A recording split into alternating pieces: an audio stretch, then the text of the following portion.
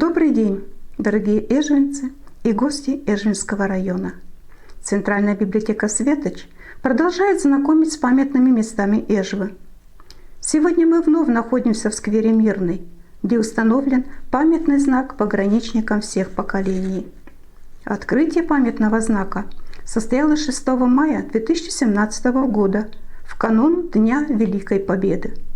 Инициатором установки памятного пограничного символа стала Коми-региональная организация ветеранов пограничных войск. Памятный пограничный знак изготовил один из ветеранов погранвойск Виктор Лябин. На изготовление знака ему потребовалось примерно 2 недели. Знак изготовлен полностью из металла. Важной символической частью мероприятия стало поднесение к памятному знаку настоящего камня из Брестской крепости.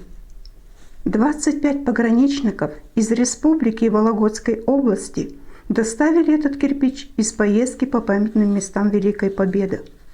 Виталий Матехин, руководитель Коми-региональной организации ветеранов пограничных войск, рассказал, что чтобы забрать этот камень, они запрашивали официальное разрешение. Им нужен был конкретный кирпич с отпечатком 1869 год. Частичка героической пограничной крепости. В целях сохранности Брестского камня он размещен в ударопрочном коробе.